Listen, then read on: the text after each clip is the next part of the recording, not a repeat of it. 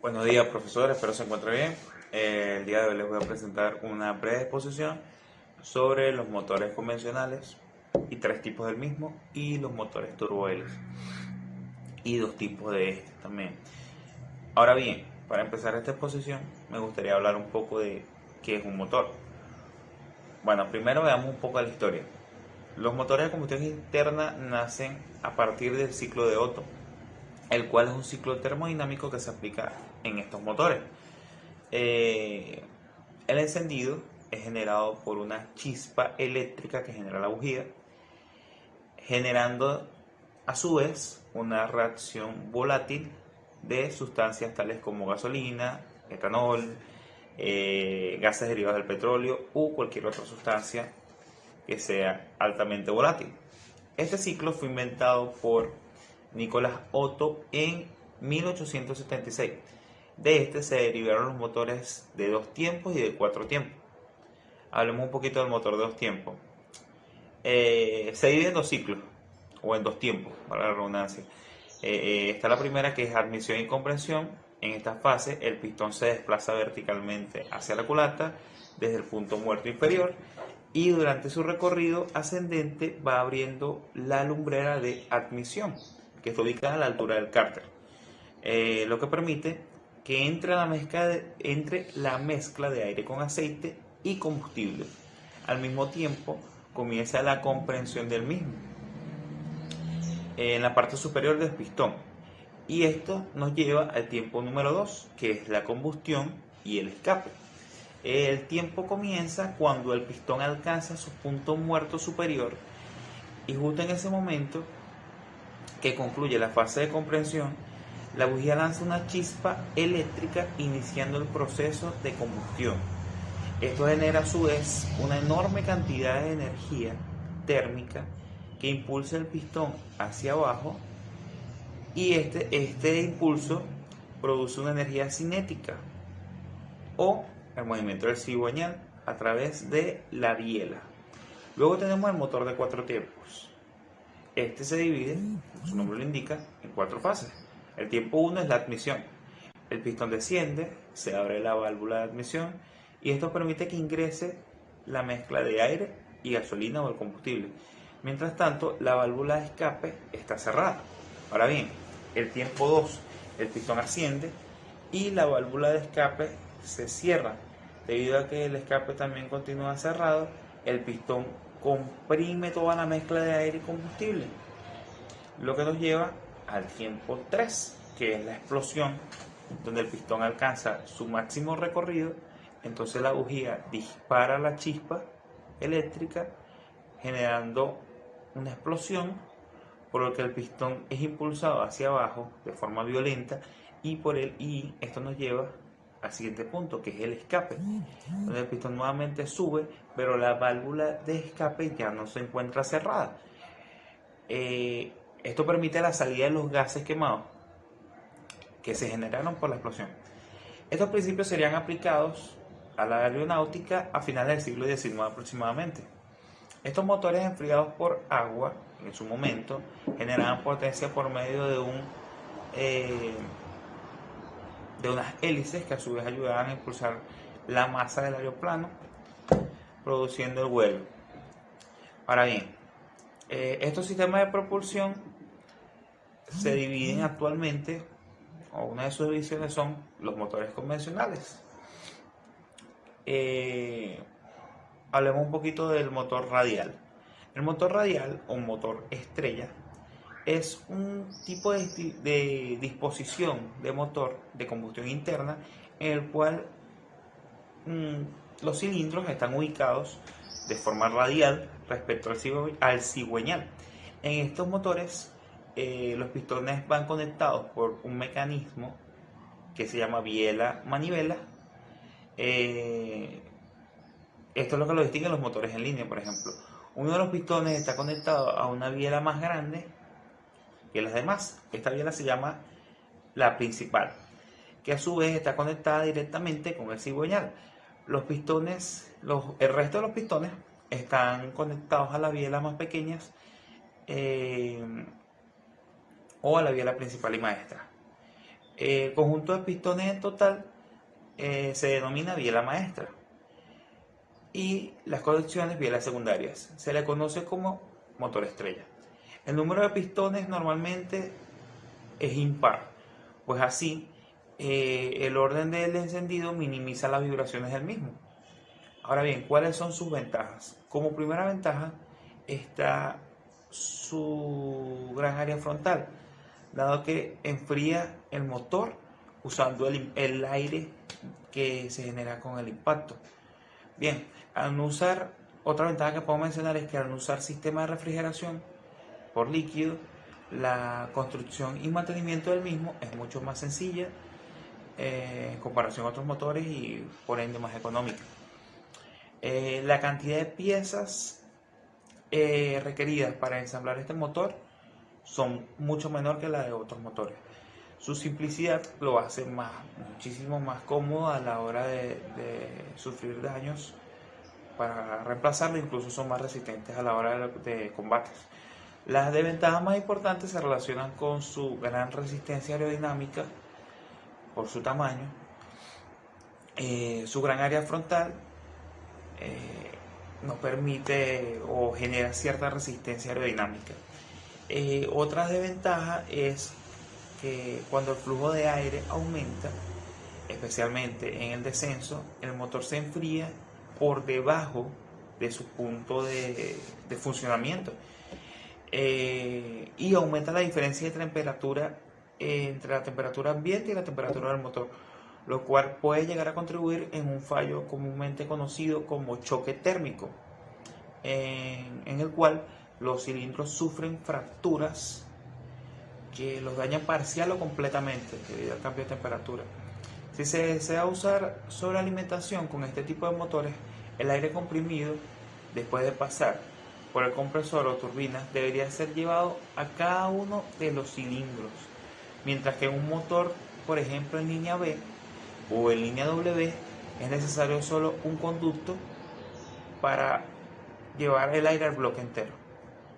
Ahora bien, la buena relación de peso y potencia en estos motores disminuye a medida que se reduce el tamaño, lo cual es una gran desventaja, porque no se puede de esta manera tener un motor de este tipo de tamaño reducido, y mientras más grande es el motor, mayor resistencia aerodinámica genera por modificar el borde de el perfil alar en sí mismo. Luego tenemos el motor en línea. Bueno, vamos a hablar un poquito del motor en línea. Este tipo de motor tiene los cilindros alineados en una sola fila. Normalmente tiene una capacidad par de cilindros, pero existen casos en que los motores en línea con cilindros impares, y bueno, básicamente esto se debe a el balance de potencia producido por el mismo. Al tener números impares es mucho más fácil calcular ese equilibrio. Están distribuidos a lo largo del cigüeñal, los pistones, y vamos a hablar ahora de su ventaja. Tiene una construcción más simple, el ancho es reducido, por lo cual no afecta la aerodinámica. También es fácil diseñarlo por refrigeración, por aire, y algunas de sus desventajas pueden ser el alto requerimiento de espacio longitudinal para ser ubicado. Con 6 o más cilindros la vibración es mucho mayor, lo cual puede afectar el cigüeñal. Los motores enfriados por aire montados longitudinalmente pueden experimentar problemas de enfriado con relación a los últimos pistones por la incidencia del aire. Ahora vamos a hablar un poquito de los motores de pistón opuestos o motores con pistones opuestos. Este es un motor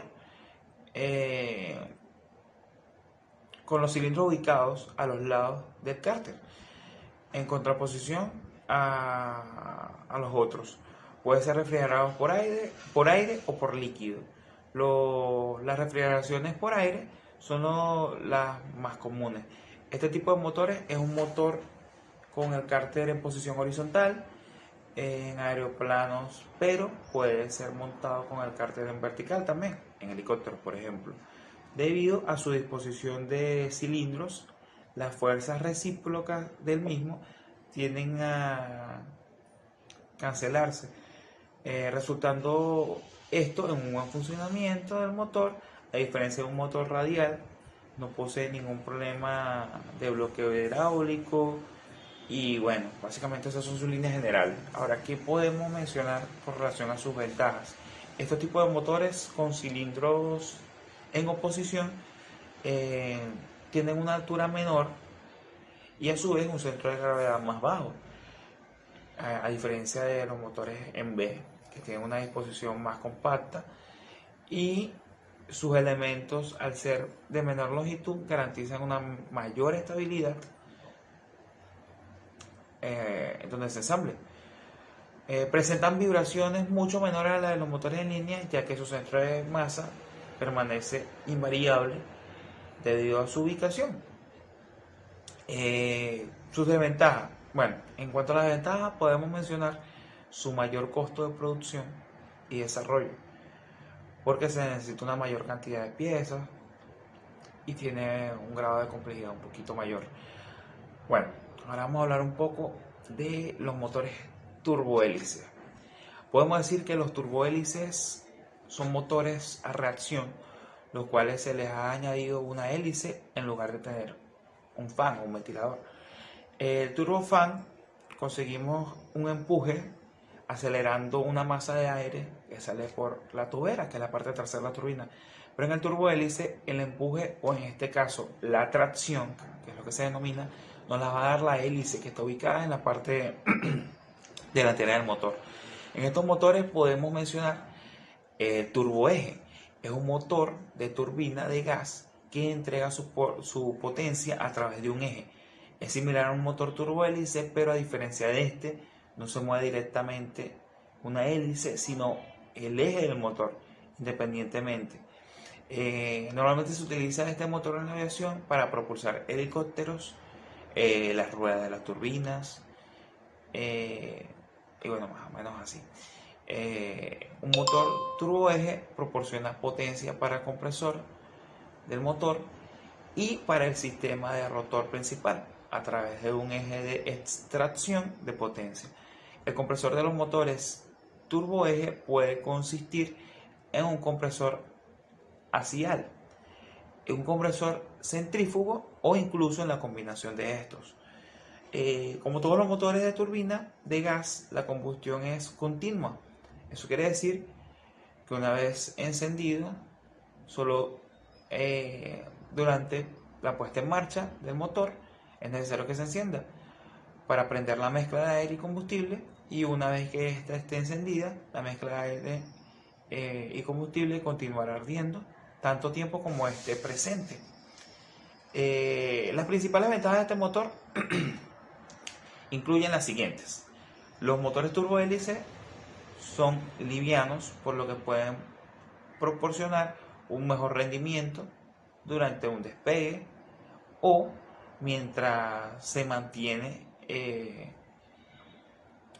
un constante consumo de combustible. Hay menos piezas móviles en el mismo. Los motores de turbohélice están compuestos con otros motores, por lo que es más confiable en términos de aspectos mecánicos. La potencia de salida de este motor por unidad de peso es mayor, mientras que el motor tiene un sistema de vibración mínimo. ¿Qué otra ventaja? El uso de la hélice mejora notablemente el rendimiento inicial de los ascensos, o sea, los despegues, que garantiza que el funcionamiento del motor siga siendo sencillo, lo cual es una gran ventaja porque a pesar de que es un motor sencillo, tiene un gran rendimiento a la hora de realizar despejes, pues. Y por último, que gira a alta velocidad constante independientemente del paso de la hélice. Podemos mencionar que aumenta la potencia de tiro, aumenta la potencia de la hélice, las posibilidades de reducir la vibración, aumenta la capacidad de captura de ahorro de combustible y, entre sus desventajas, generalmente una pequeña reducción de velocidad máxima marca libre, círculo de evolución más grande, reduce la maniobrabilidad del mismo, aumenta la carga del timón y bueno, su instalación es un poco más costosa. Bueno, muchas gracias por su atención. Esa fue toda mi exposición, espero les haya gustado y bueno, estamos en la frecuencia.